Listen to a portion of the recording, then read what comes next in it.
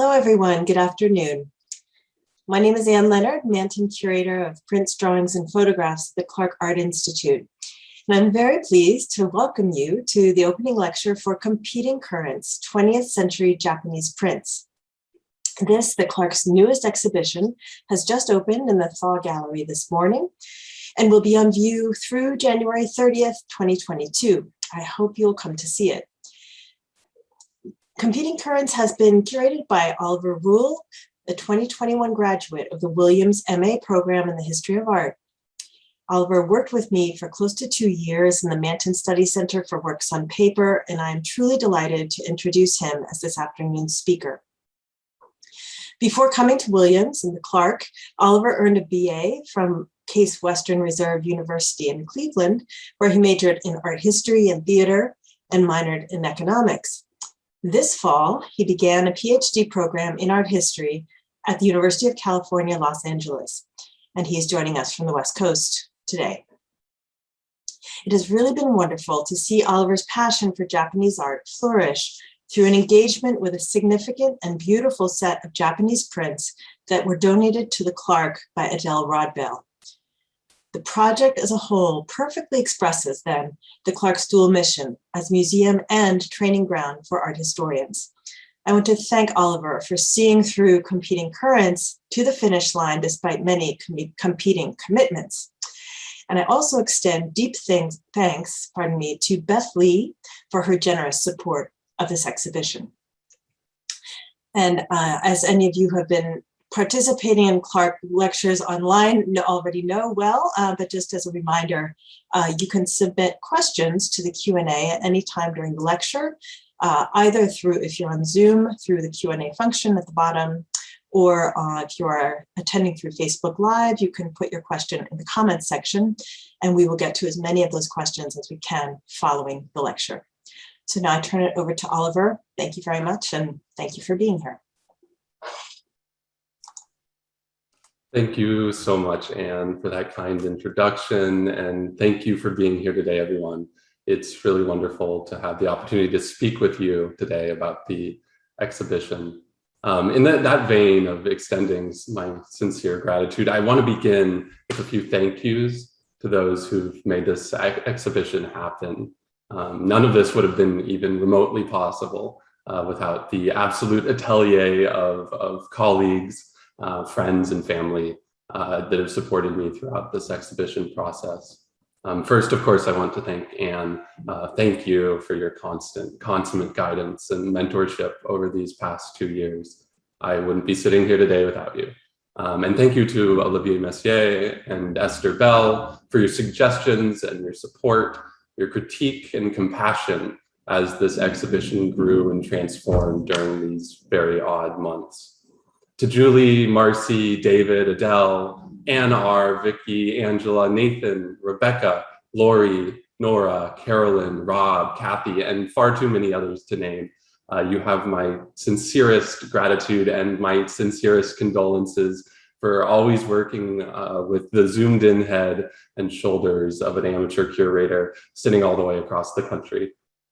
I've been so grateful to have been rooted in something tangible and material in a time that for me has been oftentimes infuriatingly intangible. I hope that those of you who find yourselves in the Berkshires in the coming months are able to visit the show in person and experience it in all of that tangibility and physicality. I hope at the least that these marvelous works, if even just for a moment, provide a respite. As I often have found them to do in the past 2 years. I want to begin in earnest today, perhaps somewhat strangely, with a work that is not in this exhibition, but one that I think succinctly captures what this exhibition takes to be many of the stakes of Shin and Sosaku-hanga. A faint yellow light diffused through a temple's shoji and blearily reflected in the Prussian blue water below, illuminates a largely typical scene by the printmaker Hassui. A blanket of snow clings to the scene's very surface, the boughs of an askew tree at the center of the composition bending under its weight. 3 white stars shine from above, illuminating the night sky, its bokashi tonal variation not uncommon to the artist's oeuvre. And yet, this lyrical and picturesque scene is disrupted by a single figure, adorned in a white trimmed red coat and an enormous sack slung over his right shoulder.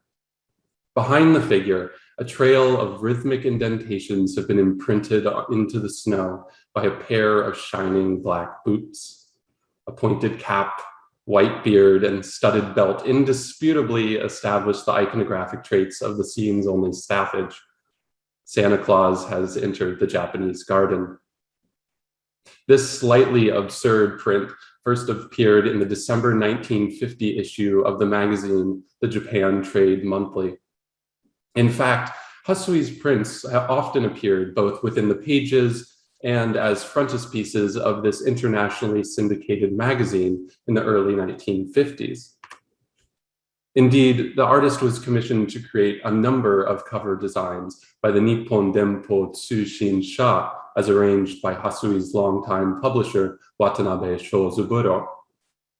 The magazine publisher commissioned approximately 60 designs from Watanabe during this period, drawing from the variable atelier of Shin-hanga artists under the publisher's direction.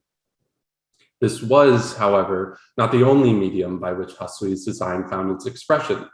The scene can also be found on a postcard held in the collection of the Virginia Museum of Fine Arts, Richmond. What are we to make of Hassui's unexpected insertion of the figure of Santa Claus in this work? Scholar Kendall H. Brown has noted that the design demonstrates, quote, Hassui's adaptability to the spirit of the times and the taste of his patrons, end quote. Indeed, the insertion no doubt reveals an awareness of Western taste and reception, as well as a shrewd desire to cater to those tastes through a modulation of subject matter and imagery. In this way, the work is further indicative of the intensely commercial nature of many Shin-hanga enterprises, wherein the rarefication of fine art and the debasement so often associated with popular culture melded upon the printmaker's sheet.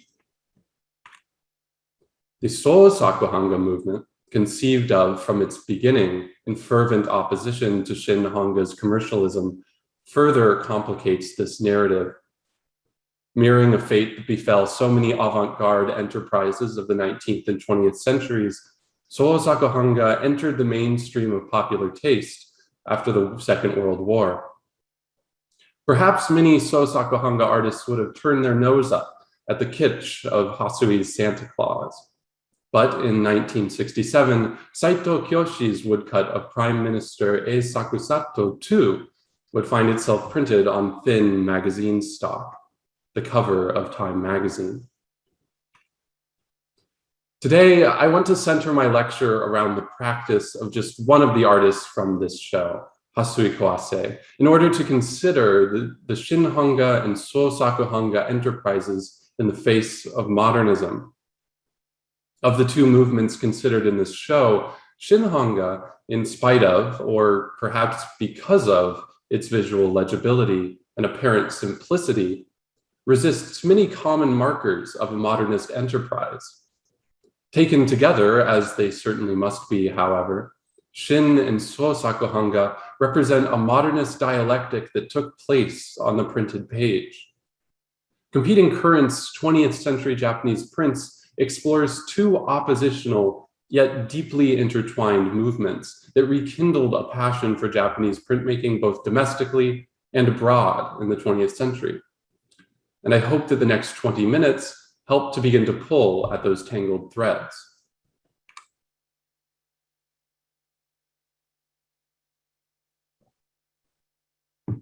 Japan's printmaking landscape underwent an unprecedented tidal shift in the 20th century.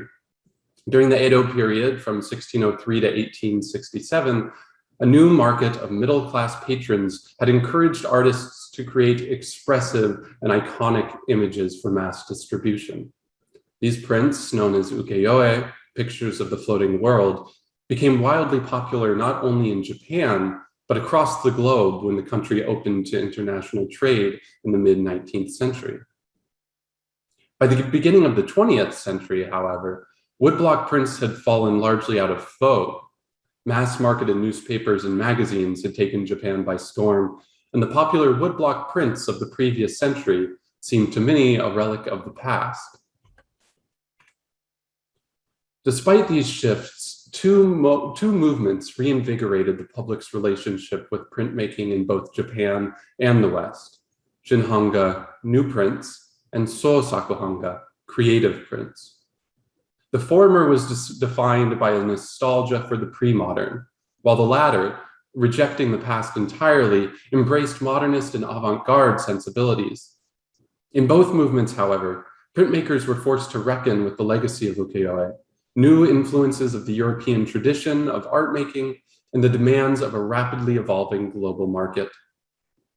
Simultaneously, a complete overhaul of Japan's public infrastructure, 2 world wars, and a series of cataclysmic natural disasters continually disrupted artistic pursuits.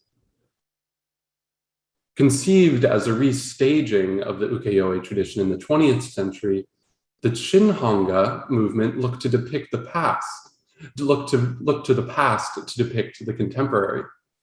The picturesque views of Meisho, famous places by Hassui, lyrical landscapes by Koitsu Tsuicha, and dark shrouded city screens by Yoshida Hiroshi incorporated both ukiyo-e and Western landscape conventions. Working in an intense period of modernization and Westernization, many Shin-hanga artists appealed to consumers by creating works that evoke nostalgia for a pre-modern Japan. Following the model established by ukiyo-e printmakers during the Edo period, the majority of Shin-hanga were created through a collaborative process. Work was divided between the artist, carver, and printer, and guided by a publisher. In this way, uniquely, the Shin-hanga movement was the brainchild of a publisher, not an artist. The efforts of publisher Watanabe Shozuburo in establishing the movement have been long acknowledged by scholars as integral to its national and international success. Watanabe began his career as a publisher and dealer, selling reproductions of ukiyo-e prints to foreign patrons. Having worked at a Tokyo pawn shop as a child, he found employment at an antiquarian shop, selling nishikie, early color prints, specifically to an export market. By 1917, Watanabe had found his own shop in Tokyo, Shōbiro, and became interested in commissioning new prints for sale. Working with the artist Shote, he produced a series of landscapes, which they called Shin-saku-hanga, newly made prints. Over the next 20 years, Watanabe dramatically expanded the number of artists he worked with and developed Shin-hanga as a movement. The term Shin-hanga was coined by Watanabe in 1915 and defined as an attempt to create works where an artist collaborated with his carvers and printers in the creation of new prints that combined modern design with high levels of craftsmanship that characterized traditional printing. The export market played a sizable and essential role in the success of Watanabe's print shop, and therefore the feasibility of the Shin-hanga movement itself. Amidst the Meiji period from 1868 to 1912, the commercial popularity of the ukiyo-e print within Japan plummeted as photography and lithography dominated the commercial space once held by the woodblock. However, American and European audiences remained interested in these works, as a number of ukiyo-e exhibitions were held in the West during the period. Watanabe was able to support much of his early production of Shin-hanga through the sustained purchasing of ukiyo-e by international patrons. In 1907, he sold prints from an antique shop in Karizawa, a resort town that attracted a number of Westerners. As early as 1916, the publisher began sending Shin-hanga works across the Pacific when he addressed 10 prints to Kojima Usai, a banker and ukiyo-e connoisseur in Los Angeles. However, it was in the 1930s that Watanabe began sending prints overseas en masse, publishing his catalog in English for direct mailing. Prior, Watanabe's prints were sent via distributor Yamanaka & Co. As such, it is clear that international distribution played an important role in the continued success of Shin-hanga prints within Watanabe's firm, both in Japan and abroad. Further, the construction of a transnational network of exchange facilitated the creation of new types of images, such as the Santa Claus postcard, as Watanabe and his artists looked to appeal directly to the Western market. In many ways, Sosaku-hanga was conceived in total opposition to ukiyo-e and Shin-hanga.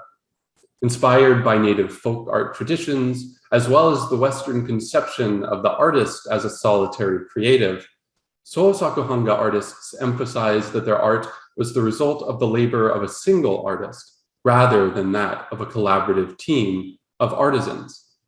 As such, many Sosaku-hanga artists adopted the concept of jiga, jikoki, and jizuri, self-drawn, self-carved, self-printed.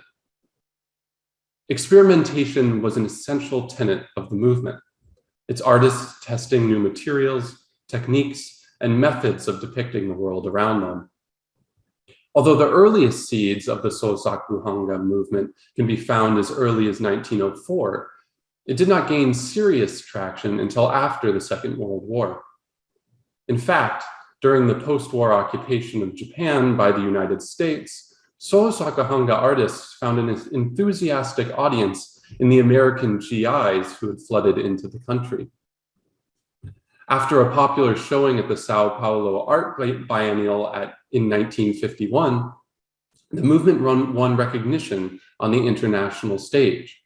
It was here that we began our story today, with Saito's cover of Time magazine.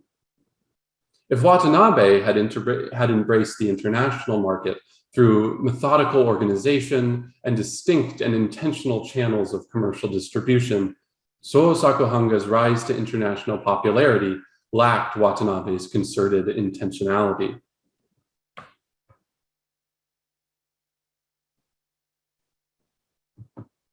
Indeed, by its very nature, the Sosaku-hanga movement valued the individual over the collective. Individual vision, individual production, individual publication.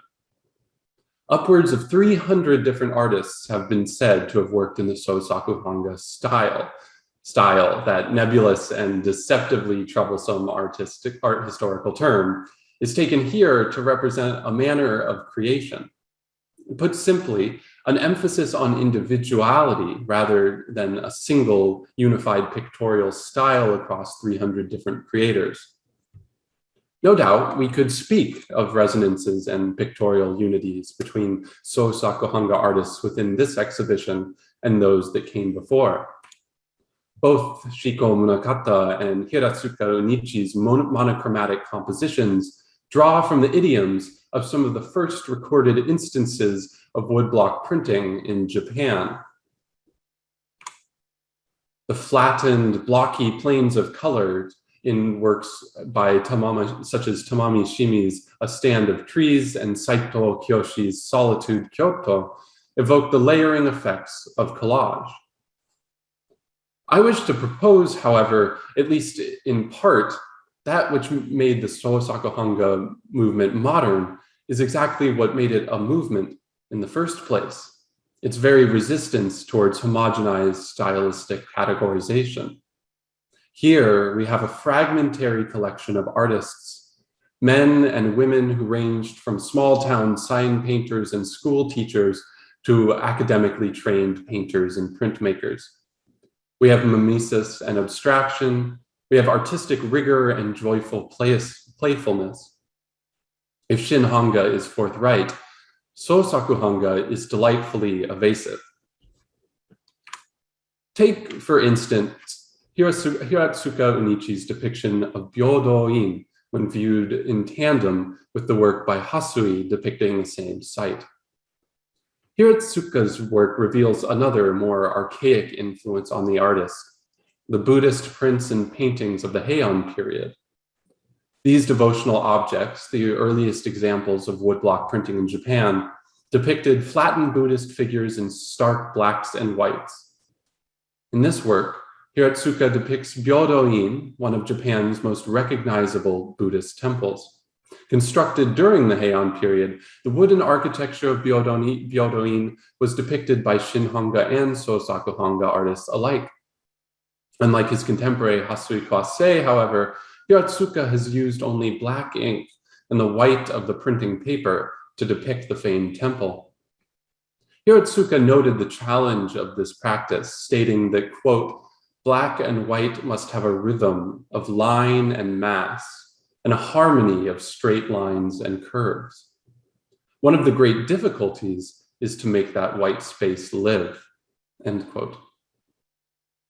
Hiratsuka's intense application of black ink and distinctive carved lines lend the print a sense of permanence, mass, and stability, extending even to the water's ripples.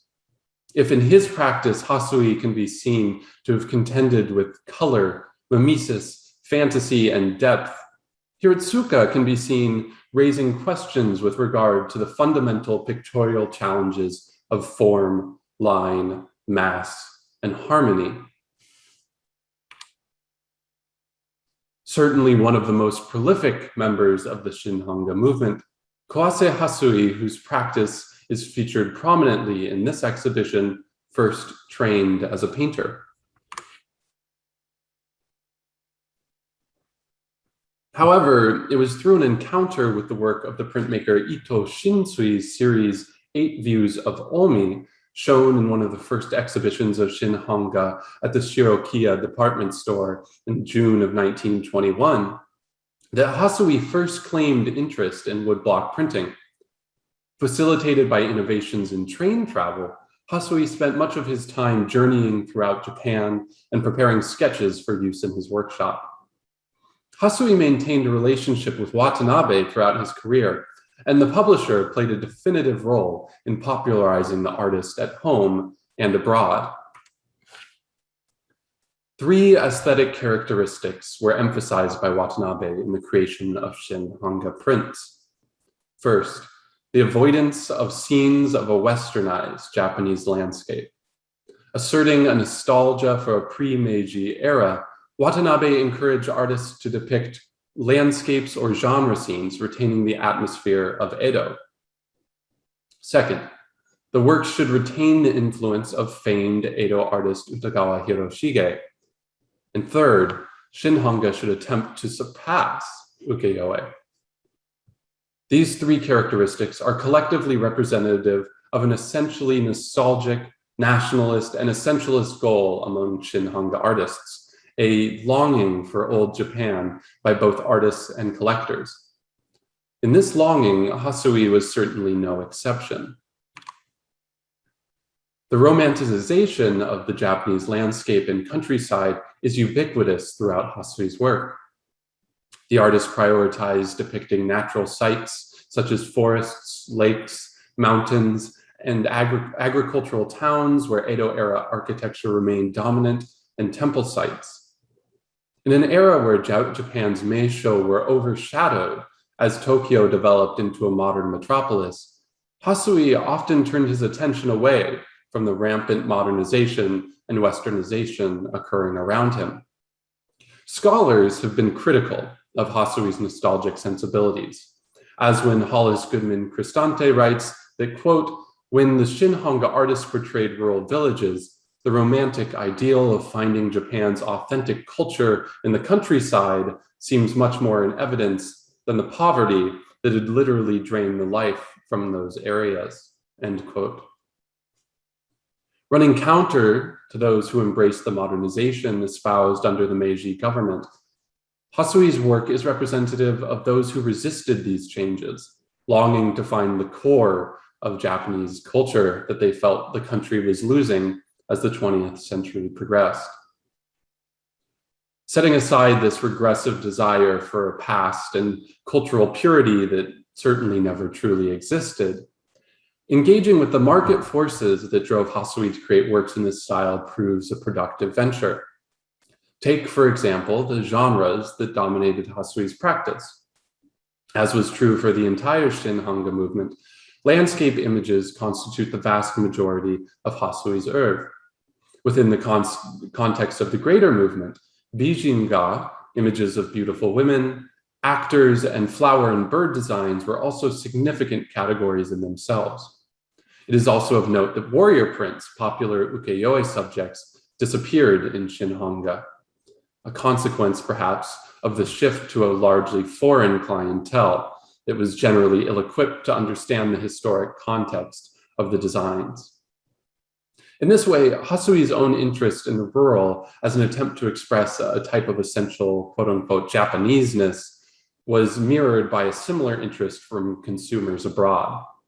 The word Japaneseness seems particularly apt in describing this phenomenon, as Western consumers became interested in images that evoked their own conceptualizations of Japan rather than the reality of the country. An orientalizing visual conception of Japan, rooted in the picturesque landscapes of Hokusai and Hiroshige that had dominated the Western market prior to the 20th century, drove much demand for modern prints. Perhaps Hassui's nostalgia, then, can be understood not only as an expression of his own stylistic goals and personal nostalgia, but also as a response to these market factors. It is also tempting, especially given the three aspects of Watanabe's practice emphasized above and the international market that Hassui often catered to view the artist's work as somewhat retrograde. Indeed, many scholars have framed the entirety of the Shin-hanga enterprise as a conservative one. Yet, it would be inaccurate to characterize Hassui's prints as simply revisionist, revitalist, or a transposition of Edo era picturesque and iconographic ideas into the 20th century.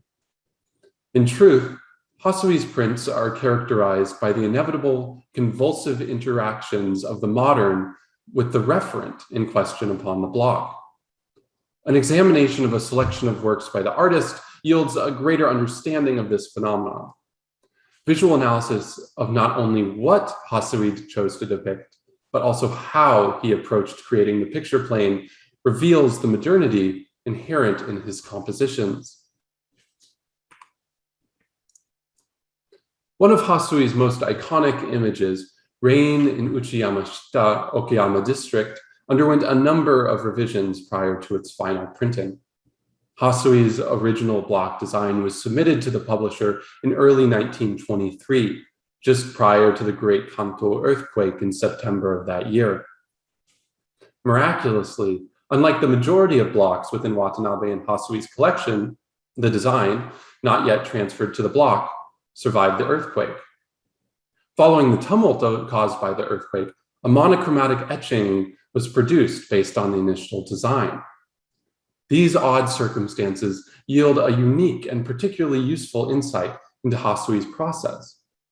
The etching reveals that a raincoat-clad figure instead originally wore a hapi and, like the woman in the foreground, held a paper umbrella to shield himself from the downpour. What are we to make of this revision? Scholars have noted the alteration alongside a changing of one of the woman's kimono from a red to purple in the final print, as revealing Hassui's meticulous attention to color. Undoubtedly, the quick change impacts the composition through the transformation in color, creating a yellow focal point that draws one's eyes into the work.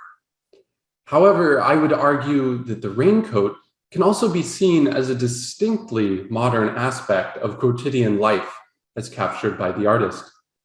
Hassui's no doubt intentional depiction of the original figures in a distinctly Japanese and distinctly atemporal garb reflects the romanticization of pre-modern Japanese culture by Shin-hanga artists discussed previously. The raincoat, in contrast, is a distinctly modern and distinctly Western garment of clothing. Hassui's inclusion of this figure, then, can be seen as a flattening of modernity and pre-modernity in a similar way that we have observed in Tokyo, Santa in the snow. The choice further signals a compression of the imagined space of the image, a space that is entirely of the artist's creation and the reality of the location, Okayama town, and those who populate its streets. By examining this iterative process of the print's construction and revision, we may also observe the flattening of real and imagined space in figures. In this way, modernity in this print is entirely inescapable. Informed by differing politics and aesthetic ideals, 20th century Japanese printmakers responded to shifting modernity in varied and industrious ways, a fact reflected in the heterogeneity of their compositions. Shin-hanga's lyrical country views, silent snowscapes, and dimly lit street scenes represent dynamic collisions between modernity and nostalgia within a rapidly changing Japanese landscape. Inspired by native folk art traditions, as well as the Western conception of the artist as a solitary creative, Sosaku-hanga artists emphasized that their art was the result of the labor of a single creative, explored new forms of printmaking production, and navigated both the trappings of the avant-garde as well as the popular. Experimentation, new global routes of distribution, the representation of modern life, and the reconfiguration of inherited forms. Both Shin-hanga and Sosaku-hanga were characterized by these distinctly modernist conventions. Although the two movements represent only a small part of the complicated evolution in the history of Japanese printmaking, these works provide a glimpse of the contested artistic currents that defined the 20th century. Thank you.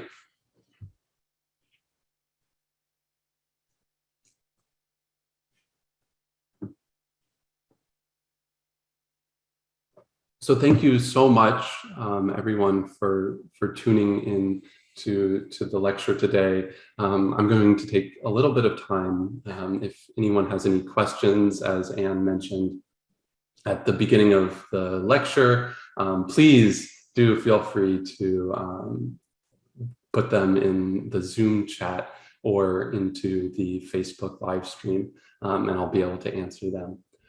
So one question that I have here is, have you come across any Japanese printmakers or printmaking movements from this period that did embrace modern subject matter? An example would be urban buildings, industrialization, etc.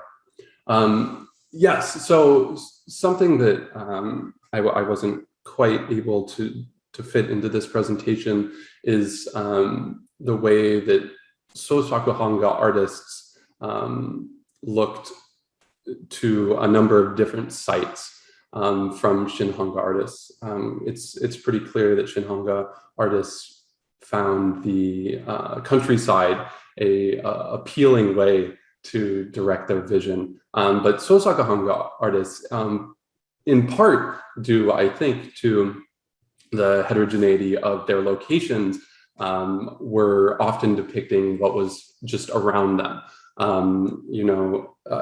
At this point in the mid-20th century, Tokyo is really the center for artistic production, and you see the Shin-hanga movement is really operated out of Tokyo, and artists who are not from the city often move to Tokyo to produce their work. The Sosaku-hanga art movement, on the other hand, was really characterized by this diversity of locations. And of course, you had people working in places like Tokyo, but you had artists spread across cities in Japan. And I think this allowed these artists to really focus on what was around them and depict cities' scenes. You see in the show some of the works depicting Gion, an entertainment district in Kyoto,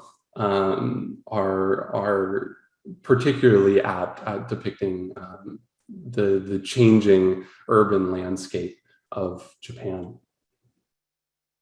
So another question here is, do these prints and techniques lead to a contemporary printmaking community in Japan today? And what are they like?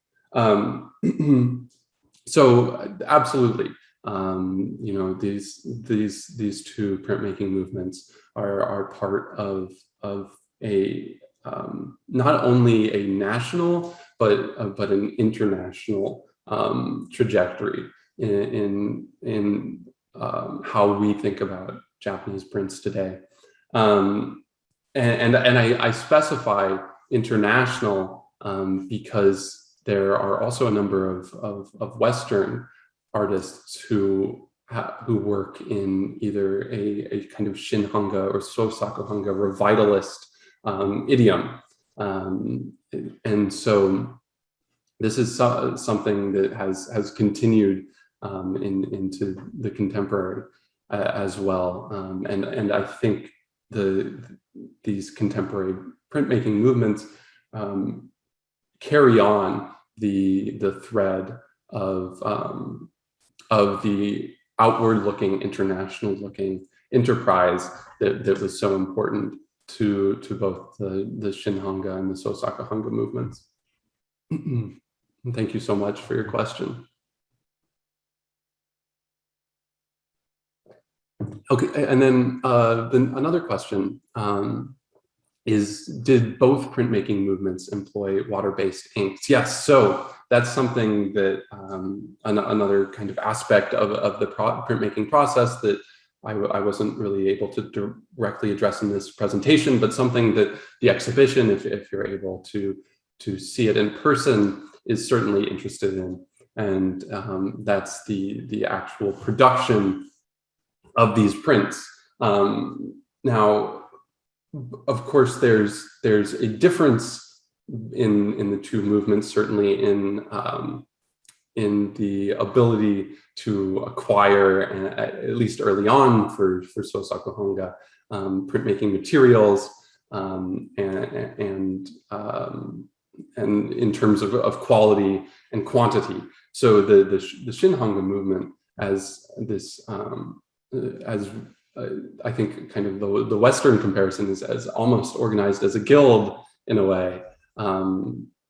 It draws upon the kinds of resources that a large enterprise of that nature would have, and of course then is distributed between different agents working on the prints, right? You have one person who is someone like Hassui, who is making the design for the print, but then that is passed on to someone who is an expert at carving, and that is passed on to an expert of printing. And you have that kind of distributional structure, which is something very different from the Sosaku-hanga movement, where it's one person who's doing every single aspect, who is both designing the print, then carving the print. Oftentimes, Sosaku-hanga artists were self-educated. They were not carvers by trade, and taught themselves to carve on the woodblock. And then, of course, printing and distributing themselves, oftentimes at a smaller scale, more local scale, at least early in the movement. So you have two very different kinds of scales of production that certainly in that differentiation, you see a differentiation of material that is used. But all to say, yes, this is something that is certainly of interest to me in how these movements shift the use of material, and it's certainly of interest to the exhibition as well.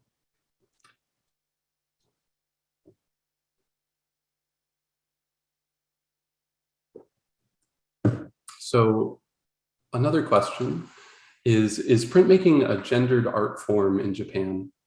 Are there famous early or more modern women printmakers in Japan and in this exhibit? I'll maybe just page back a little bit to this section of my presentation while I address this. this question, which is a great question. Thank you. You'll notice if you see this exhibition that there is only one female artist represented in the show, and that is Tamami Shima. Going back to the atelier practice of ukiyo-e, printmaking in Japan is something that's largely dominated by men, and work, and I was really grateful to have this work by Tamami Shima, who was a fantastic producer of and renowned producer of Sosaku-hanga in the 50s and 60s. So she is certainly the exception in this case, and so that's right. She's certainly the exception in this case. And female printmakers often faced intense gendered challenges in getting their prints in getting their prints popularized, getting their prints printed, getting their prints distributed, and that's something that's certainly of interest to this exhibition, and certainly of interest to me. Those types of gender dynamics. Thank you.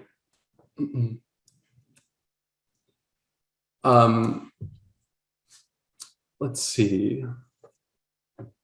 Just going to pull up the Q&A here.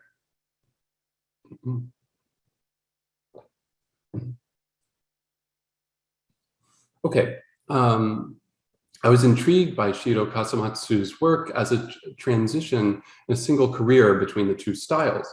Does his subject matter change with the change to Sosaku-hanga production? Great, that's a great question. Absolutely. So one of the kind of intertwining threads, one of the moments of intertwining for these two exhibitions is the fluidity with which artists often moved between both practices. In many ways, the labels of Shin-hanga and Sosaku-hanga as extremely distinct can be a bit deceptive, as they're certainly convenient as historians and as curators thinking about the grouping of these objects. But in the 20th century, there's quite a bit of fluidity with artists, as you point out, as Shiro Kasamatsu, moving between both movements.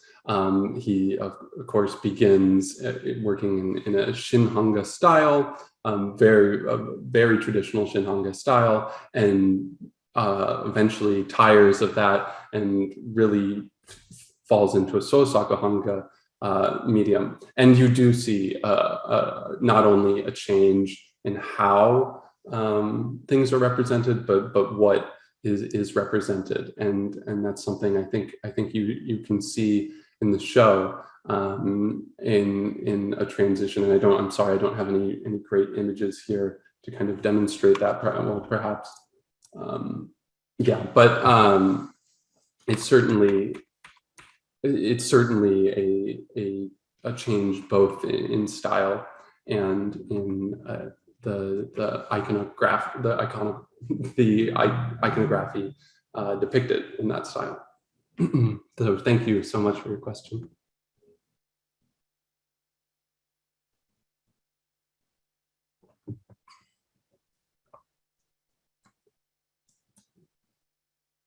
Okay, I have a question here. I'm particularly struck by the title. How did you decide on it? So that's certainly one of the challenges early on in the exhibition process is thinking about titling an exhibition, and this is something that went through many revisions and questions. The title "Competing Currents" really, for me, captured the both this intertwining nature this fluid nature of both movements, but also the oppositional nature, both a kind of butting of heads, as we've talked about, the Sosaku-hanga movement coming out of Shin-hanga, coming in opposition to Shin-hanga, but also a deep intertwining, a deep relationality, a deep conversation about what the future of Japanese printmaking would be, right? We come to these prints in a time when printmaking is really on the back burner for many people. It's not popular like it was during the Edo period. And so these are artists who are thinking as revivalists. These are artists who love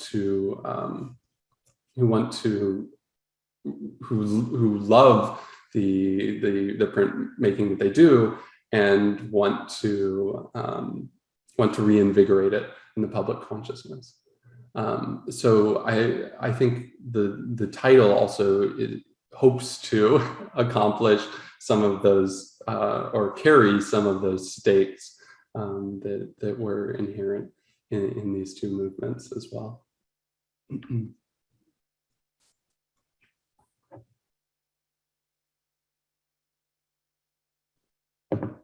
So I'll maybe take one last question here, and that is how do the artists achieve different depths of line? And this is a great question relating to the process of creation. So this is really a carving question, and again points to the starting with Shin-hanga, points to the dialogue that had to happen between artists and their printers, right? So someone like Hassui would produce an image and would send it to his carver, and would then receive not a final edition of the print, but an initial printing as kind of a test sheet to see how, if his vision was translated onto the woodblock appropriately. And we have examples of these sorts of test sheets wherein we can see how an artist like Hassui would respond, and this collaborative process would evolve. And that often would take place on questions of how deep do you carve the lines? How do you approach the coloration of the print? And so these are things that are happening in dialogue.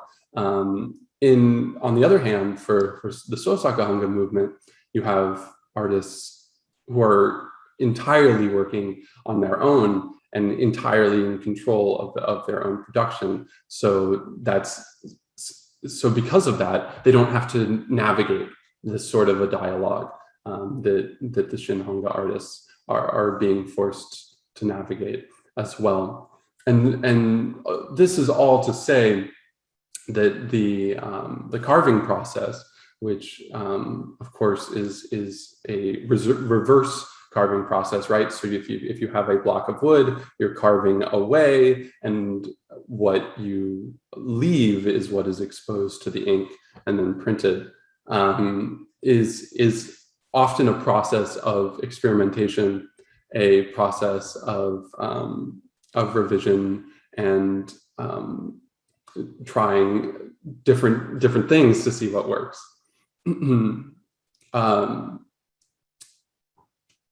Thank you so much for your question. I want to thank you, Oliver. If you've gone through the most, if not all, of the questions we received, and excuse me, I want to thank our audience as well for the good questions that you offered, but especially to you, Oliver, for your insightful remarks and for your lovely presentation. I think we've all learned and been prompted, especially, to come visit and look more closely. I appreciate your emphasis on the materiality of these prints, which is something that, as we all know, we can only truly appreciate in person. So for those of you who are in Williamstown or who can get to Williamstown before the end of January, encourage you to come and take a closer look. For now, just thank you again to our guest curator, Oliver Ruhl, who's done a fantastic job. Congratulations, and not just on this presentation, but on the show as a whole. It is gorgeous. And I guess to all the rest of you, and enjoy your extra hour of sleep last night. And I personally hope that some of my extra hour of sleep will be occupied with visions of these lovely Japanese prints you've shared with us today. Thank you. Thank you so much, everyone. Mm-hmm.